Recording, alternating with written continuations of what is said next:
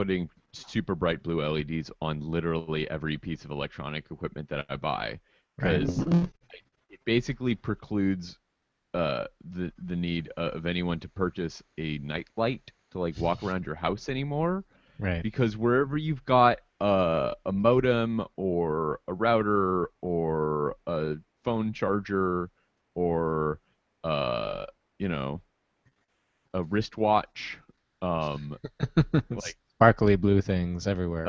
a coffee pot, like everything is bright blue, like daytime bright blue. Hmm. And that is the subject of today's episode of SoundNotion. Uh, okay, so I'm going to start the recording.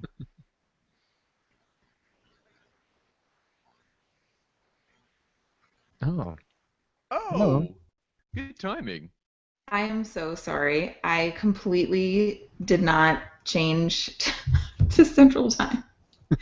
Just the most rookie ass move No. imaginable. 11 a.m. is 11 a.m. forever and everywhere. I'm so sorry. As we were just discussing earlier, there is only one true time zone. Yeah, and yeah, I'm so sorry. Are you guys okay to still do the interview? Yeah, let's do it. We were actually just about to start, so Okay. if you're ready to go, we can, Great. we can get into it. It's hilarious, your timing, actually. Yeah, Oh I was my literally God. about to say the thing that I say at the beginning of the episode, and Oh then my you cut the God. call, so it was That's perfect. hilarious. Okay, well, please forgive me. That's No, it's great. totally forgivable. So sorry. Totally Okay. Just briefly, I'm going to introduce the show Okay. and introduce myself.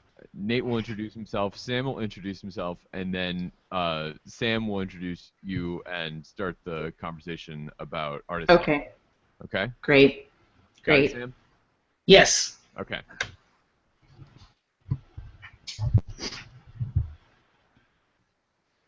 This is SoundNotion, the weekly podcast for new music and music news. I'm David McDonald. I'm Nate Blyton. And I'm Sam Merciers. Joining this week is violinist, writer, singer, performer, songwriter, Parlor Tapes co-founder, and all-around intellectual, Ellen McSweeney. She's got a new project that she's going to tell us all about called Artist Huddle, that is your one-stop shop for cultivating your career as an artist. Ellen, thanks for coming back on the show. It's my pleasure. Thank you guys so much for having me. So we had you on way back, if you remember, on SoundNotion 129, and since then, without a moment of surprise, we find you've been busy. So tell us about Artist Huddle and why you decided to start it and what you hope to accomplish with it. Well, Artist Huddle is, I call it, creative careers powered by ideas and heart, and it's kind of a twofold thing. For me personally, it's a platform where I can put all of the writing and research and thinking that I do about music and musicians and their circumstances and just put it in one place. It doesn't quite belong on my personal page as a performer. So it's kind of the things that I want to put outward, the things that I want to share with my peers, the things I want us to think about together, and also maybe the things I can offer as a result of having spent a lot of time thinking about this stuff, for the past 10 years or however long I've been a professional musician. So it's both a personal pet project for me and also something that, where I really just kind of want to offer it outward. Yeah. Yeah, so you have sort of a list of goals, and one of the ones, like right on the top, is how to help people cultivate careers that come from within themselves rather than forcing them to think about it in the template of like wherever they went to school or whatever the sort of prevailing way of thinking about it is. Yeah. Yeah, I was wondering if you could just talk about that, because that is very interesting to me, and you use one of my favorite catchphrases, agency, Dave. Yeah, I'm not surprised that that's one of your favorite catchphrases, Sam, and it's absolutely one of mine too. And it's a really tricky one. Book called "So Good They Can't Ignore You: How Skills Trump Passion in finding the work you love. I just started it, and it's basically a takedown of the do what you love philosophy and idea. And it's interesting because when you read what I'm talking about, find a career that comes from who you are, that could be read as, another iteration of this do what you love thing. I think for me, what that's really about is there's been all this talk about like entrepreneurship and skills and how you can, get yourself out there and succeed economically, which is super important. But what it hasn't always been accompanied by is kind of an interrogation of what you're actually good at, what you actually want to do, and why. And I think it's easy for the commerce and entrepreneurship part to get ahead of the part where you've really kind of taken a look at yourself as an artist and what you want to achieve, again, and why. So I think that's kind of often a missing piece for people. And not everyone likes to think that hard about what they're doing. Sometimes you just need to get out there and do it. But I think for me, I found that my entrepreneurial skills had actually gotten ahead of my awareness of where I wanted to go. And that can be a really tricky situation because you can almost build a business empire around something and then realize not that it's hollow at the core, but that you're not totally sure, where it's going. So I think that constant self-reflection is super important. If you're going to put in all those hours, building a business of any kind or a venture of any kind, it really has to have that that clarity at the center, which is really hard to get. Yeah. I'm glad to hear you say that because I think it's something that gets lost in this discussion a lot. Is that we're still trying to make something that's pretty creative and pretty is not really necessarily designed to find the same huge audience that other kinds of creativity might be looking for. Like if we wanted to do job training instead of artistic training in schools, we would teach everybody how to be a Thursday night bar band, right? And Right. everybody would know all their Rolling Stones covers by year 2, and strikes me as a really different thing than obviously it's a really different thing than what you're talking about. But in schools, I feel like the arts have had to fight for so long against universities as job training, and now we're trying to like find a way to make job training, and then we're trying to maybe forget that those two things still need to go together in some way.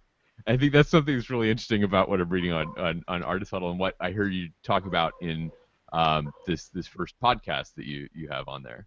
Mhm. Yes, yeah, and it's fascinating. So I think the initiative about Artist Huddle that is new for me that I am really excited about is the conversational form, which you guys are so great at and have been cultivating for years with SoundNotion, is just getting people in a room together and talking through an idea that seems really salient at the time. So the first episode of the podcast is about how did the values of your educational institutions shape you, and did you have to rebel against them or go with them, and what was that like? And then the second episode, which I'll record next week, is about performers' relationships with their instruments and kind of an emergent trend in Chicago of performers giving shows that have no traditional instruments in them at all, and just kind of interrogating what that is, what's so appealing for instrumentalists about getting rid of their instruments for a time. I've not heard of this trend that you speak of, and I'm really curious as to what that kind of show is. Well, it's great, and the folks I'm going to interview, well, it's funny, composers like Jesse Marino and Natasha Deals and Carolyn Chen, these are some of the people that I'm seeing programmed, just to name a few, by this ensemble Mock Rep, which are all most of them are quite young, mid-20s at the latest, and so it's kind of performance art. It's music that's kind of on that line between, a composed score and a piece of performance art, and I really love. I'm looking forward to talking to those performers about why they're drawn to that repertoire particularly. Yeah. Yeah, so some of the sort of stated goals of Artist Huddle are very practical, and like how to curate yourself as an artist, which is basically like saying how to represent yourself in the best and most effective way, and these kinds of things. But some of them are very aspirational, which I actually like. Like learn how music can heal the world. Make schools and institutions more diverse and relevant, which is a big one for me. Right. How to connect with our communities so that art can, what is it? I can't read my own. So that artists can earn a living and make an impact. So putting a premium not just on figuring out how to get some money out of the skills we're cultivating, but do something more meaningful than just make some money out of it. Which to me is something that and I think we would all agree that this is something severely lacking in college education for musicians, and not because they just haven't gotten around to it, but because they don't think it's important in most environments. Yeah. So yeah, I have strong interest in this sort of social consciousness aspect. How did you come to that? And do you plan, and you do these workshops, I was wondering what do you have, if anything, planned towards that kind of raising the social consciousness aspect of the artistic life of people? I love that you're hitting on this because it's kind of the hardest one, and that's an area of my awareness and research that is a little bit underdeveloped. I've always known that I personally have this really strong pull to try to translate what these works of art that we're working on and making. I've always believed really strongly that they have a tremendous universal value for the human beings all around us, and that we're doing a disservice if we're not really just trying to find a way to connect these works of art with our communities. And I don't think that means dumbing anything down. I don't think that means anything necessarily aesthetically, except that we can do a better job of making the case and getting ourselves into contexts where, people feel comfortable. So ensembles are definitely doing this. They're trying to go where people are and say, here's the music, but it's a real challenge as to how that's done. I mean, I think it's an open question as to how that is done. I do not have the answers for that, but what I would love is for Artist Huddle to be a little bit of a lab and a platform where that's a topic of interest. So I want to talk to people whose projects are successful in that way. You think of a project like the Providence String Quartet, so the Community Music Works in Providence, where they're really integrated in a storefront, and that's a fascinating program. I'd love to talk to those people. So some of that. But for me, it's funny. I've come to feel that musicians have had what is sacred about our work kind of taken away from us.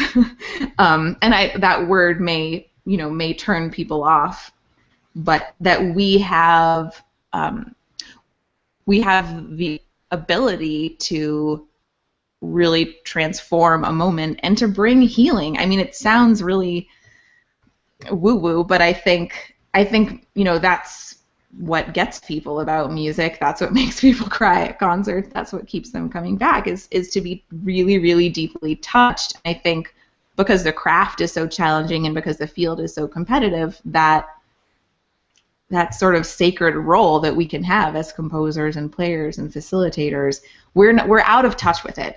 And I would love to find a way to help us reconnect to it. And I've been a gigging person. I know how hard it is to feel that you're doing anything that has any impact at all.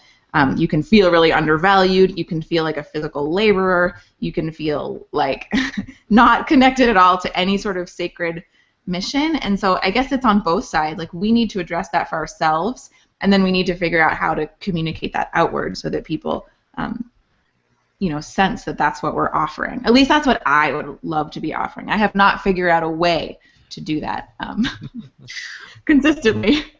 Yeah, well, it seems like the way is, at least the initial step, is to talk about it, and that's what you're trying to do, and that's what we're doing here. Right. Yeah, exactly. You're right. That is the first step, because it's funny when you put a piece of writing out there or have a conversation and people are tapping in. They're like, yeah, this. And I'm like, wait, what? What this? And I'm like, yeah, that. It's a thing. And so you have to talk it into being, especially if it's something that hasn't been talked about. You have to try to name it. And sometimes it's a struggle even to name it. But I do think there's a nascent desire for us musicians to reconnect to this kind of mission, this role that we could have in a society, where we're there for rituals and we're there for big moments, but it's not necessarily about playing Bach. It could be about the music that's of this moment. So it's a fascinating tension between what's really deep and what's really ancient, and then what's right now, and trying to find that. That's really interesting, because I would think that the music that we play at those occasions is old music because we are like trying to make a connection to this very old tradition of this is the way people celebrated people finishing their studies at Harvard, and therefore we will also play Elgar, right? And like this is like Oxford and something upon something else, and they did this thing in the old country, right? Yeah. Yeah, and it's funny, Michael Lewanski, who one of my podcast guests on my first episode, talks about this a lot just as a friend, how we can feel so disconnected. Not only is this not music of our time, but it's not even music of our country. It's from really far away.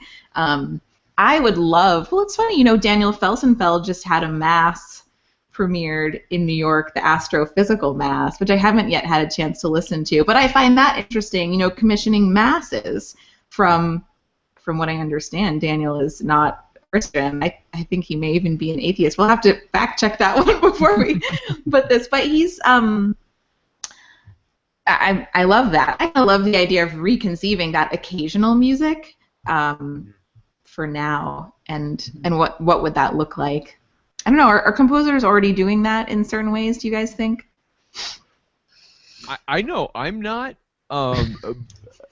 But I've read about people actually, here's a good example, and this is the thing that I have heard of people doing is commissioning works for weddings. Yeah. But I think it's often like when I hear those pieces, they're a very different kind of piece. Sure. Which I guess is fine, but sure, right. Like it is functional in that regard, but yeah. I that's kind of the closest thing that I hear happening on anything close to a wide scale. Yeah, where there's a desire to say something very specific, right? In that moment, and yeah, it marks a very specific occasion, but at the same time, I don't think I've ever heard of anybody being asked to write a piece for like the recessional or something, or the bride's entrance or something like that. They're asked to write like this kind of cloistered thing while people are either not paying attention and just like kind of walking around, or that it's like this like quiet reflective moment where you write a 90-second thing right. that's played by the sister-in-law and the violin. Right. Yeah. So I think there's something to that, and there has been maybe something lost in the disentangling of daily life with new art. I mean, I think there was a time that those two things were a little bit more intertwined, and what you heard at so-and-so's wedding, funeral, church. I mean, Bach wrote a new cantata every week, and so I wonder about that. Those two threads, and whether, I mean, there's just the other thing that Artist Huddle is responding to is there's just so much, I think there's a lot of discouragement, despair, throwing your hands up and being like, how is this going to work? Some of it's economic. Among musicians of my kind of cohort and general age for several years in both directions, there's a real sense of like, can we make this work? And sometimes it's going really well, but I'm just not sure of the long-term viability. And so I'm just really hearing those questions coming up and kind of wanting to to ask how can we kind of try to reintegrate back into daily life and not be so separate. I don't know. It's sort of an idealistic thing, but I do think that the despair is very real. And part of the reason we got into this for a reason, and then we're getting out into the marketplace and finding that there's not as many opportunities to connect in that way as we would have liked to, maybe. Well, but I think one of the really nice things about the way Artist Huddle is framed is that it is a cooperative thing, and that it's not a competitive thing, and that there is the room for this space as a whole to get bigger and benefit everyone. And if we can establish kind of a connection that people have to the music that you're making, then they are as likely to go to a thing that you're doing as a thing that somebody else is doing, even though there's no direct benefit to you for them going to this other event or doing this other thing. That kind of grows the expectation for everybody in their community. Yeah. And I think definitely you can sense on the website and when I speak that I am a very spiritual person, and I'm kind of wanting to, things about wonder and mystery and awe and surprise and all of these experiences that human beings so much want to have. I think contemporary music contains all of that. You don't always like it, everyone doesn't always feel those feelings all the time, but there's this really incredibly sincere sense of experimentation and exploring what we maybe don't yet understand, and big questions, things that religious and spiritual traditions have been addressing. I think music addresses in its own way, and a lot of people who are not particularly religious, music is a kind of spirituality for them, and I think there's a reason for that, and I think we can embrace that without feeling like we're becoming a cult or we're trying to. I don't know. It's funny, as I'm talking to this about you guys, I'm feeling so weird. Like, oh my God, no one talks about this. I've been listening to too many episodes of On Being with Krista Tippett. Just talking to the Dalai Lama and being like, we think about this stuff too. We're approaching it in a different way, and I think it's valuable. If anything, I think we approach it in a more concrete way, because we're putting our hands on objects and making sounds that are occurring in the world that we can all at least agree are happening. Mm-hmm. Yeah, it's very embodied. It's very, very embodied, and there's something really great about that. Yeah. Yeah. It seems to me, while it's not absolutely stated this way, when I was surfing through all the content on the Artist Huddle page, it's like saying, at least in part to music students, you're learning a lot of stuff, but there's a lot of stuff that's very important that probably, depending on what university you're at or what school, you're not going to get. So this is like an addendum to all that to help you learn all kinds of stuff that institutions aren't taking the responsibility for, and sort of supplementing their education. Schools prepare you for exactly. Yeah. Go ahead. Yeah, that's such a. I love. Yeah.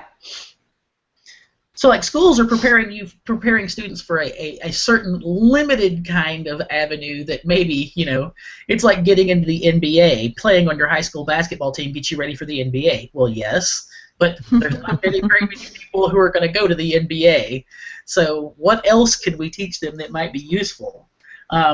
Things like, it just sort of treating the idea of connecting to the community, that being a positive cultural and potentially a positive economic thing to do, accepting that as a given, which to me I'm fine with, because we don't need to prove it anymore.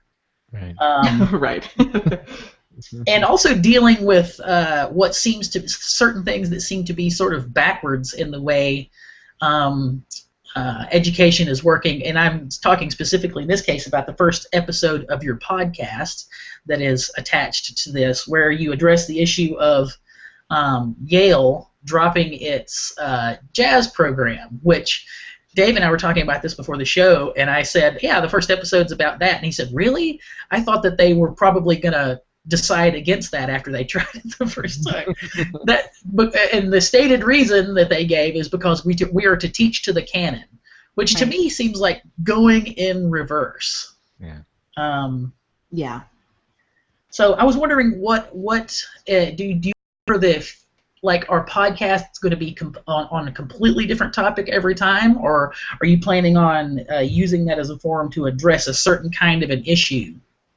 Well, that's a really good question, and I think certainly the podcast is going to center around these central questions of, artists connecting to our world, and then what are the things that are eating away at our institutions that are preventing us from making that connection meaningfully. So there's a lot of different angles from which you could approach that question. So I think the question of what's happening in music schools is super important.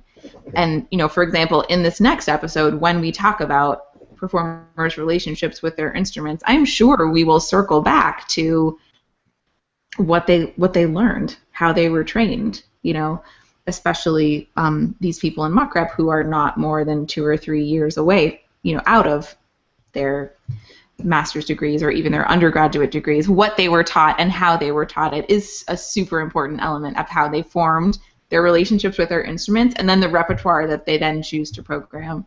So I imagine, Sam, that the podcasts are going to keep circling back around these central questions, but just kind of coming at them from different directions. And the other thing that I think, well, you're exactly right. I want to go back to what you were saying about an addendum to a conservatory education, because the curriculum is really important, and you have to be really good, and you have to be highly skilled, and that has to be a given. And the conservatories certainly have their hands full just trying to achieve that, and students have their hands full trying to achieve that. I think what would be really wonderful is if there were just times that students were encouraged to set aside for reflection. Just take a pause. What have I been learning? What have I been doing? How do I feel about it? Where do I want to go next? And just taking some time to do that. It might be a course, or it might just be a day. I mean, the workshops that I'm talking about that I am offering are, let's take 4 hours to think about this and maybe journal a little bit. And it's nothing too complicated, but I think sometimes there's not space built in for reflection. It's just action upon action upon action, and it doesn't always lead quite where we want it to lead. Yeah. I think people having some practice at asking that question to themselves might save them from getting 4 years or to the end of a degree in violin or something and asking that question for the first time. Yeah, exactly. It's a practice, and I think you don't always hear people talking about that. How did you make this sort of left-hand turn in your career? What led to that? What was your thought process? And if you ask people about that, you find out there is an answer. They went through a process to decide to leave that string quartet or start this new project. And I think learning about other people's inner processes is something that fascinates me as a human being, and is something that I want to draw out with Artist Huddle, is just making what's happening inside a little more transparent for everybody on the outside, because I think we can all benefit from it. Mm-hmm.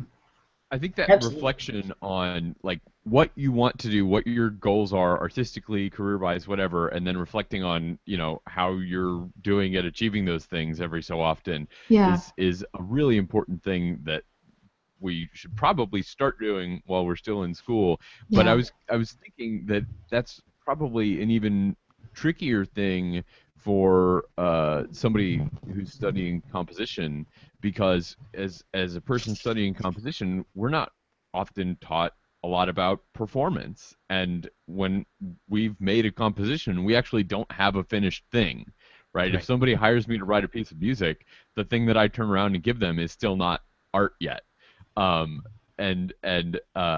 We still have to rely on other people to make those sorts of things happen, I think that makes it even more challenging for a person studying composition to come up with something concrete like that. I know where I teach, students take a couple of years of instrumental lessons, and then once they start taking composition lessons, there's basically no structure for them to continue taking instrumental lessons in the curriculum of the school. They might be able to do it like with a graduate assistant or something like that, but they basically just switch like as though they had switched from playing the trumpet to playing the ukulele or something, and they kind of just don't ever go back, which apparently I is a think thing really in Chicago strange. these days too. I don't know. The ukulele. Oh, just switching. Other instruments. Yeah, right. No, exactly. Yes, just pick up another one. I mean, why not? Whatever. Yeah. Yeah, that's so interesting, Dave. So, like, you're feeling like these composition students aren't getting the chance to kind of like integrate the threads. It just feels really broken up. Make a thing and have the thing be done as a thing. Yeah, right. There's so many more. Just like 3/4 of the way through the process from nothing to thing, and then it's over. It's over for them. Their job's done. Yeah.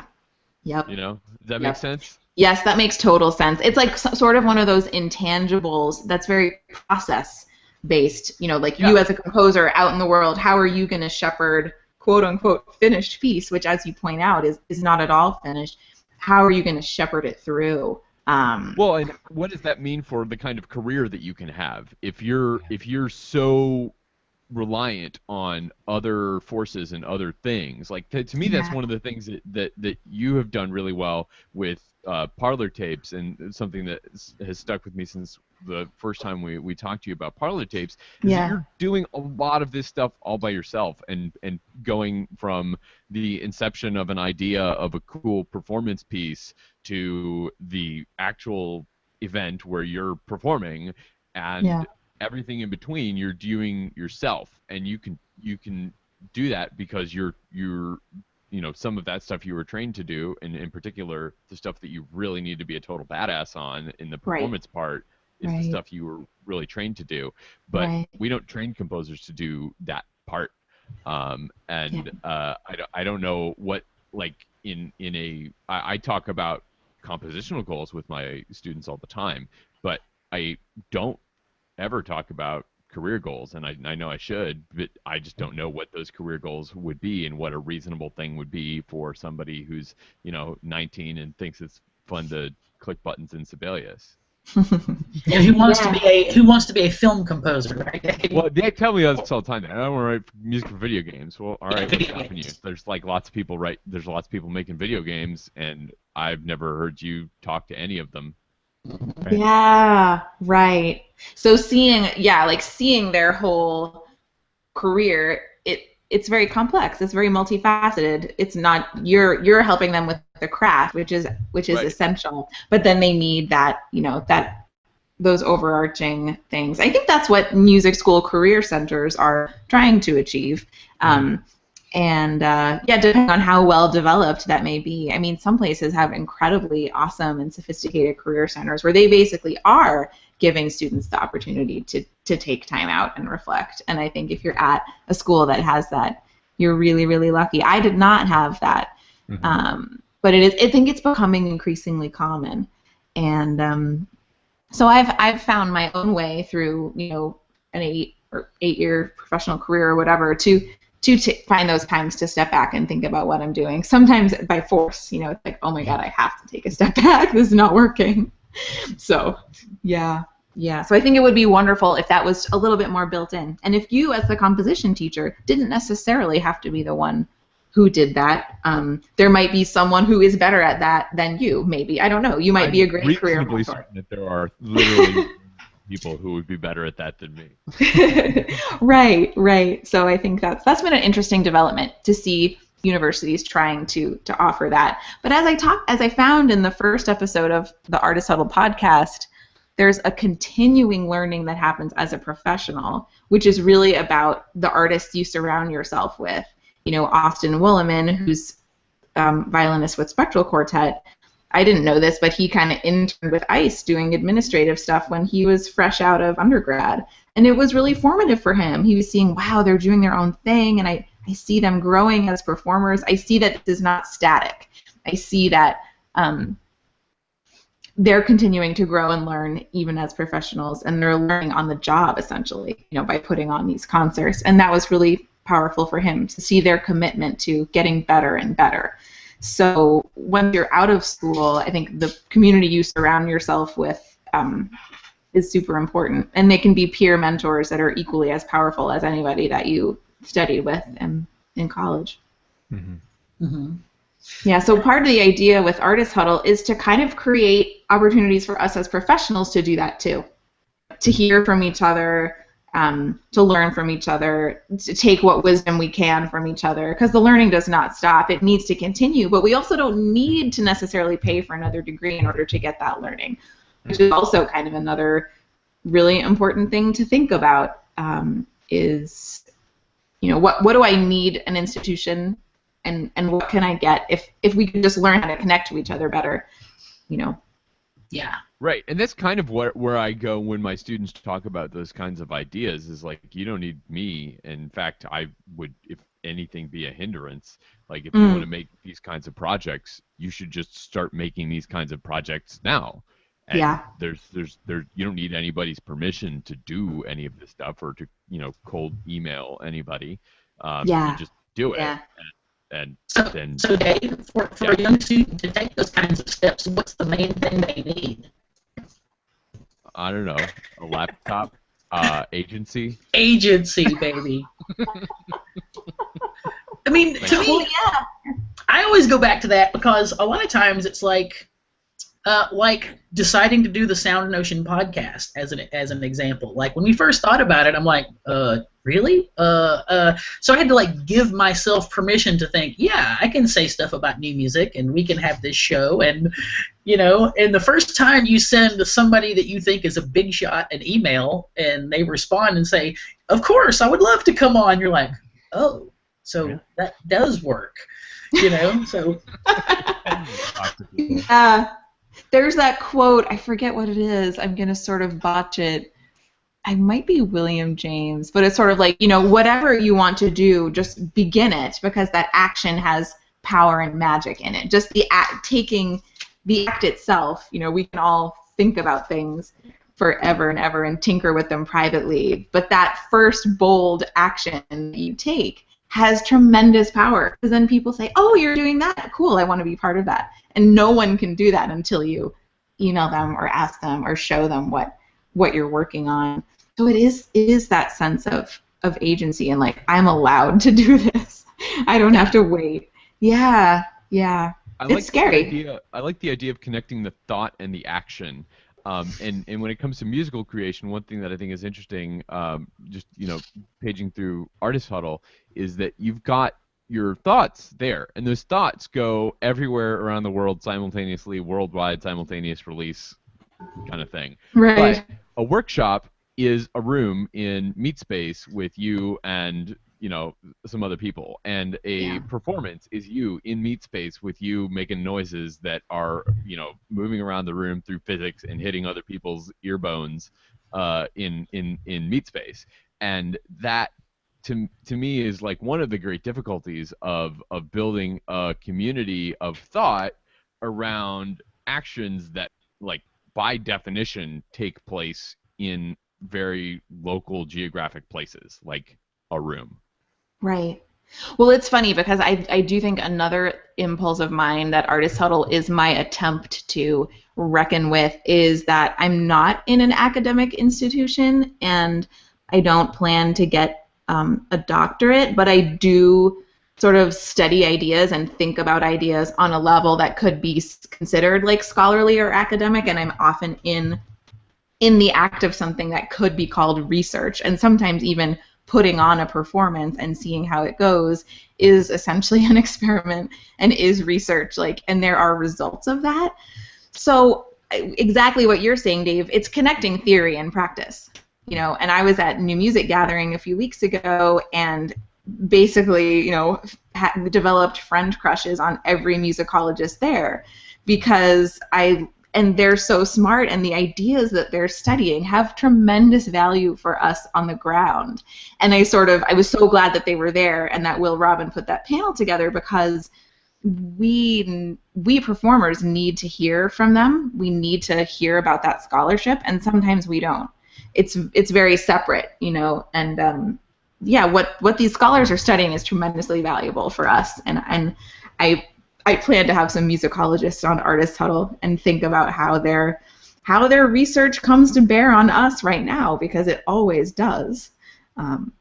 But we're not hearing about it. Pay a gajillion dollars a month to get JSTOR access, private personal JSTOR access. Yeah. Right. Yeah, the access thing is huge. Right. I mean, that's like I spent a few years kind of away from traditional academia, and those are the things that I miss the most, is the intellectual community around the subjects that I love, and also JSTOR access.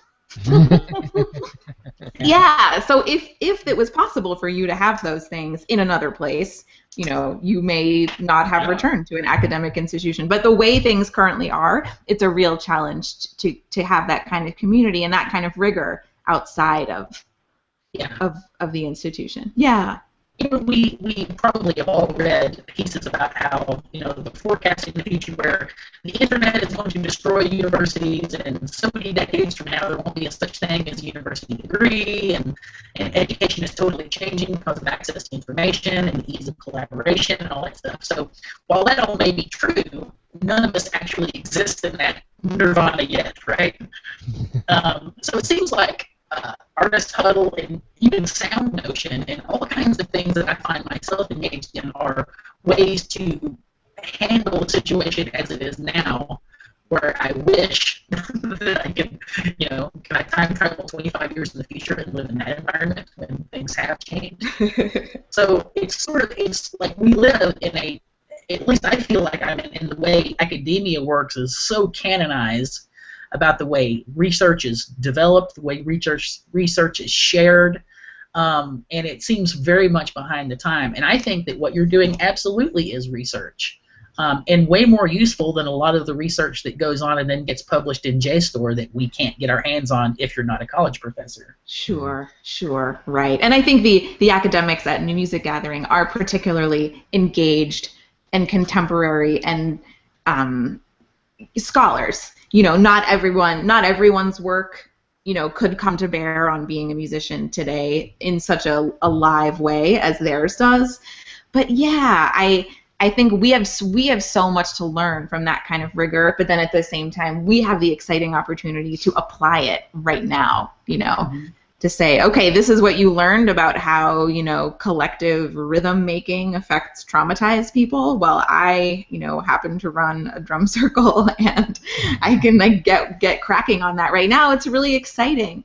So that's the kind of sort of discussion and action that I hope to facilitate. Of course, I don't want to say I'm a navel gazer, but like that's the fear, right? Is that all of this self-reflection and all of these asking the deep questions isn't going to go anywhere. So that's always kind of my challenge to myself personally and with Artist Huddle, is to let the ideas drive something that can be seen and felt and that actually exists. The conversation's really important, but then what initiatives can that inspire?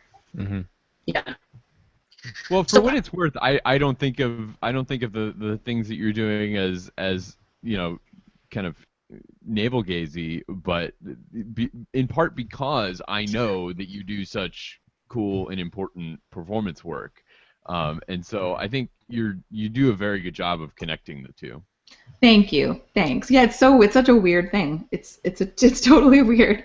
People don't talk about it, but when you talk to somebody like Austin Williman from Spectral Quartet, you're aware that there's a very there's a philosophy behind what he does. There's a lot of thinking behind what he does. He's not just shredding. I mean, he is shredding, but he's also thinking about it quite a lot, and that's what he points out in the first episode. Is it's a lot to ask of an artist to be a skilled instrumentalist, to have a strong philosophical background to what they do, and to be an entrepreneur. Yes. It's kind of not possible, and we need him to keep his virtuosity and critical rigor, and to ask him also to do his own marketing is really tricky and may just be impossible. Yeah. Yeah. So it's, to me though, it seems like a lot to ask, because being a music student, we all know, is difficult, and you work, like, as an example, you do your large ensemble that you get 1 hour of credit for, which means you only spend 1 hour a week working on it, right? Well, Right. we all know that's not true. So it seems like a lot to ask, maybe, to say, well, in addition to becoming a badass on your instrument, you have to do all these other things. But it's not like people getting MBAs think, you know, I am the Zen master of Excel. You give me an equation, I'll plug it into Excel, and I'll make Excel dance and sing for you. Well, of course not, you know. I mean, they realize that when they get out there, anything from interpersonal skills to picking the right tie to go with their shoes is going to have an impact on where they go in the world. And I think we need to just, it seems like with a lot of younger students, they think, all I got to do is do this, you know, do my large ensembles, know all my scales and thirds, and be able to play this rep, and I'm ready. And that's just not the case. But it's not, music is not special in that instance, right? You're going to go out there and be a living, breathing, functioning member of society, and there's a lot more involved than just the music parts. Yeah. I have a question just about some of this, services that you're offering. Yeah. Workshops. And now it's just got some examples of a potential workshop, I think, here on the site right now, right? Because this is this is still a brand new, fresh from the factory thing, right? Fresh from my brain and straight onto the page. Yeah. So the two workshops on the site are workshops that I have ready to offer, and are basically examples of the kind of work I already do with people. You know, sometimes I'm getting paid for it, sometimes I'm not. But just the conversations that come up over and over about how to articulate your work, how to write about your work.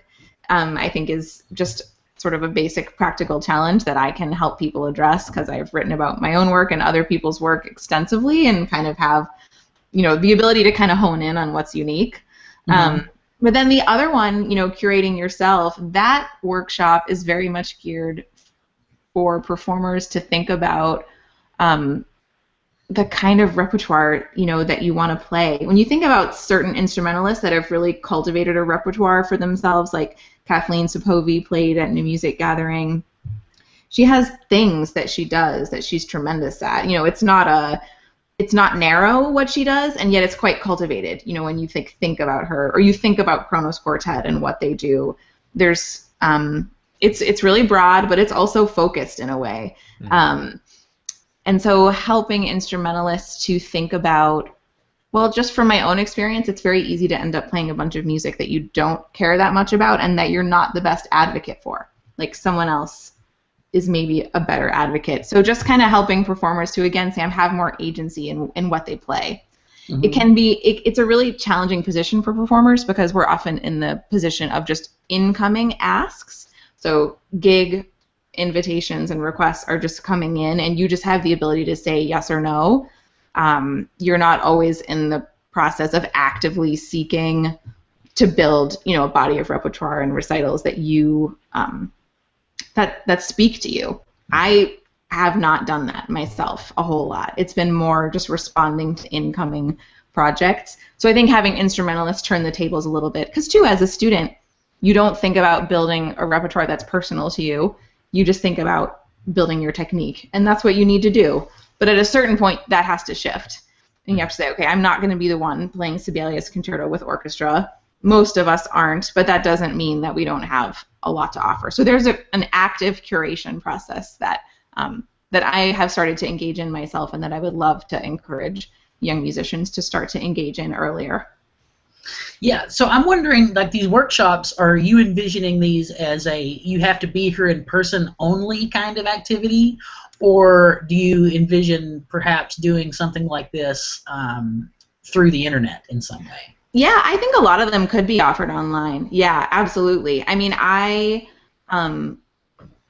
would love to offer them in person, because I think it's important to get in a room with a bunch of people wherever they're at, whether they're professionals or students, and, you know, just kind of take the temperature in the room, what people are thinking about, what they're worried about, and go from there. But especially, yeah, I mean, it can all be offered online. A lot of it's just talking. You know, it's sort of looking back at your own performance history and saying, what have I done? What really resonated with me? What didn't? And then how can I, build from there actively? So yeah, I think I want to offer them in person. That's my preference, but we'll see. I'll start offering them in Chicago, and an online thing is definitely a possibility. Okay. Yeah. Well, I'm interested in the online thing, just so you know. Good to know. No, that's so. The super great thing is I've been tinkering with this idea in my head for such a long time, and now that I've put it out there, that's when the good information starts coming to me. And people say like, "I wish you would do this," or I had like my friend who's 24 be like, "You really need to get a class about like cooking so that people can learn how to like cook their own food so they don't spend it all like while they're gigging." I'm like, you're right. So like you have to give the people what they want, and some of the concerns are just practical. But that's great to know, Sam. I'll follow up with you about the online possibility. Maybe we can get a cohort together. Yeah, well, you both of the ones you got listed are geared towards performers, but they seem like they would be, you might have to change the shape a little bit, but equally well suited to composers. And I have my studio class, and I'm thinking, wow, yeah, that's what they need to hear. Oh, fabulous. Well, yeah, in that case, totally, I would just ask you, what are the gaps? What are the things that you don't have time to talk about that they need to hear? And let's just go there. And yeah, you have to design the curriculum to the needs of that group. And I'm excited to talk to composers about what they need. I love composers. I mean, yeah. I am a closet composer, so it's always fun to, venture over to that side. Well, that actually scrapes at something that, and I've been surfing around, so I can't remember where I found this now, but on the Artist Huddle page, talking about breaking the barrier down or something along that line between performer and composer. Yeah.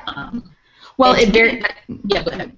It very much points back to what Dave was saying about composers being a bit powerless at times to have their own works enacted on stage because they aren't the performer, right? And that can be really great. Some composers, like, that's a great fit. It's fine. It's difficult.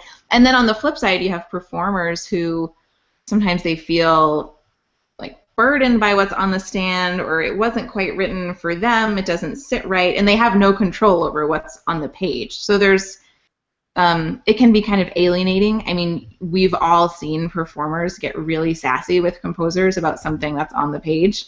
Like, what the hell is this? This is out of my range. Why did you write that? I've had music on my stand that made me angry. And what is that anger? Like, what is that anger about? I sound like a therapist, but like a lot of it's about kind of a lack of control, and the performer wasn't part of the process basically until too late. So I think a lot about theater groups that do like devising.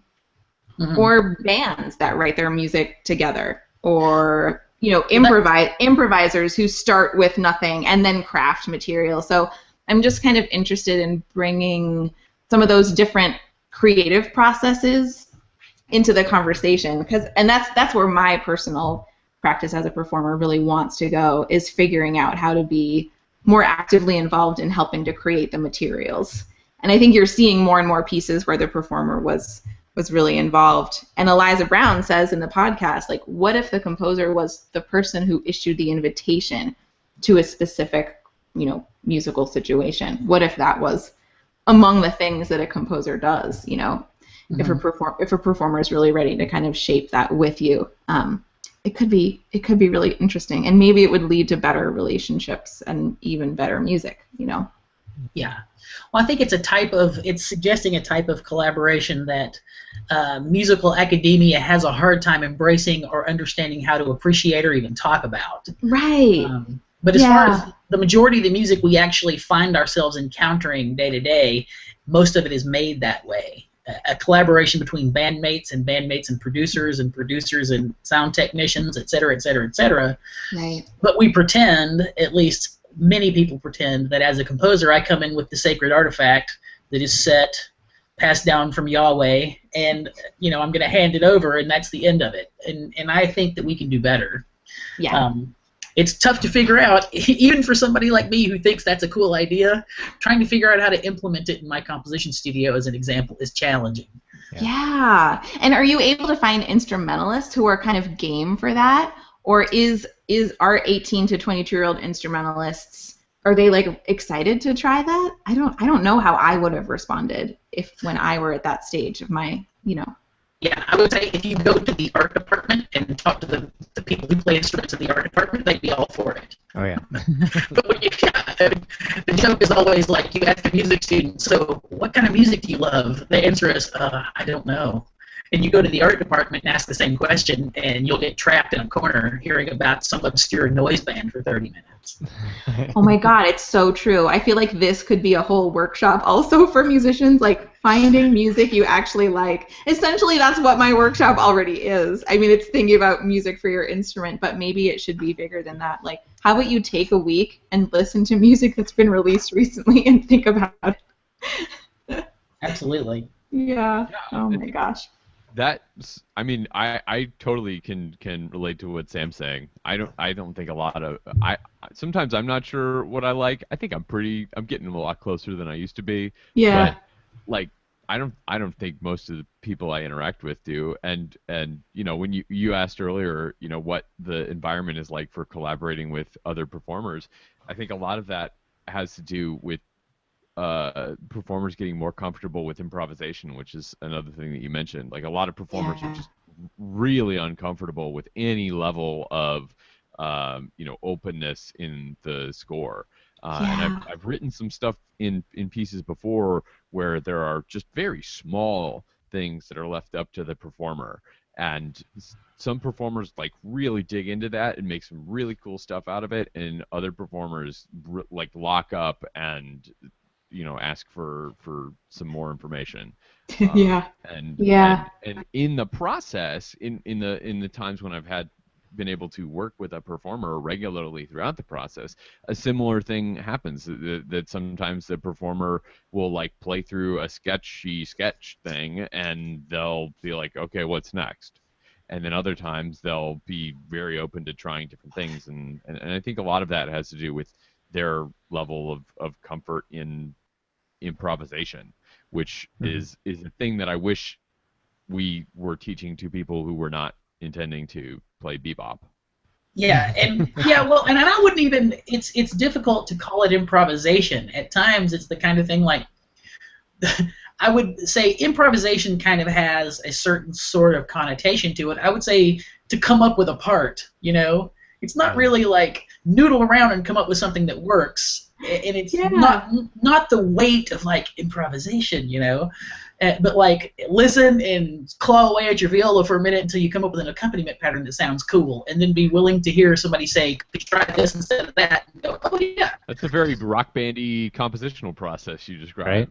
It is, and I'm a big fan of like teaching students in college right now that kind of process, because it's incredibly ubiquitous, it's incredibly useful, and it teaches a face-to-face, hands-on kind of collaboration that the general academic curriculums don't include really at all.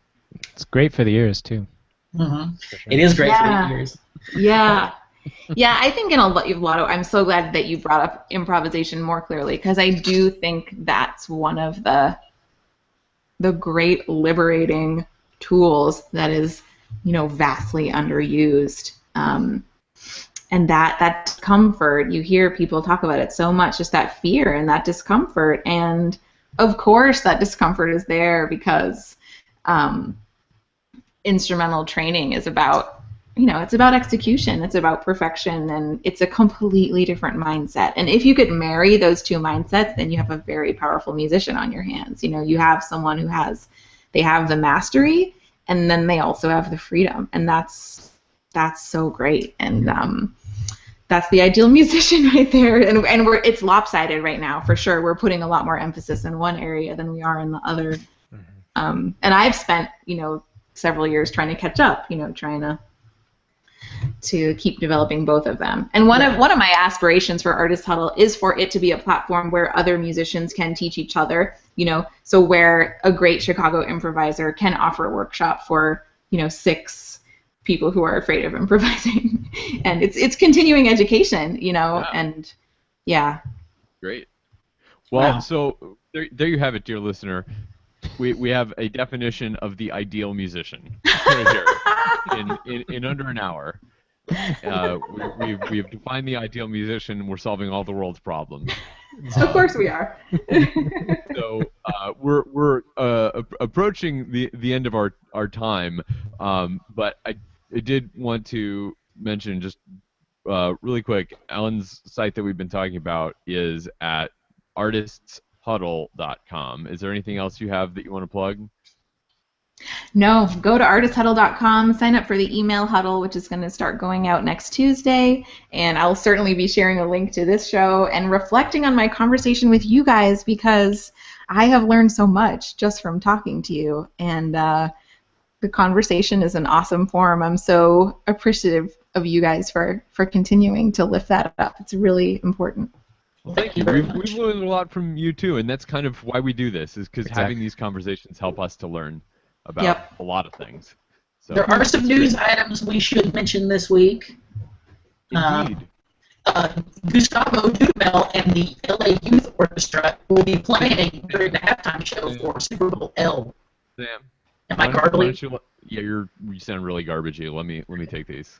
Okay. So Gustavo Dudamel will be performing with Youth Orchestra Los Angeles at Super Bowl 50 halftime show. So there will be an orchestra of young talented musicians playing on the single most widely televised event in the world this year. So that'll be fun. That's happening next Sunday as we record this.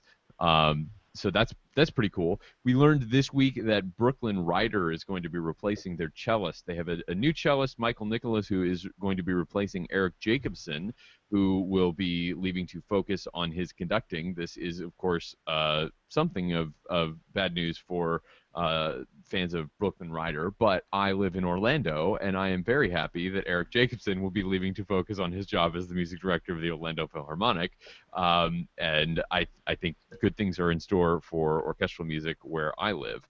And then, of course, the big orchestra news this week is that the New York Philharmonic has designated a future music director. Everybody say it with me. Jaap van Zweden will begin his tenure as music director of the New York Philharmonic in the 2018-2019 season. So set your calendars accordingly. A lot of think pieces about what this means for the New York Philharmonic, and some really interesting ones. We'll have a link to one such think piece by Alex Ross about the role that von Zweden has played in the life of his current orchestra in Dallas, and how that might change the role of the New York Philharmonic, where Alan Gilbert has had a bit of a reputation for being a little bit more adventurous in his programming than a lot of other orchestras. Certainly, perhaps not as adventurous as nerdy new music people and composers like us would like, but certainly, doing things like Gruppen at the Armory and commissioning a lot of really interesting new composers and young composers, and working with Esa-Pekka Salonen as he has over the last few years. We'll certainly miss him with the New York Philharmonic, and the expectation is that Jaap van Zweden will lean back more in the direction of the romantic and late romantic warhorses that we all know and tolerate. So thank you so much for joining us on this week's issue of SoundNotion. Ellen, again, thank you so much for your time. We'll have links to all the things that we spoke about in our show notes, so you can find those at soundnotion.tv/SN. You can find all of us. We're all over Twitter. We'll have links to those things as well in the show notes. What's your Twitter handle, Ellen? It's just Ellen_McSweeney. Yep. Ellen _McSweeney to follow Ellen McSweeney. We are as a group at SoundNotion. I'm Dave McDough. Nate is a Nate Tree. Sam is House Goy.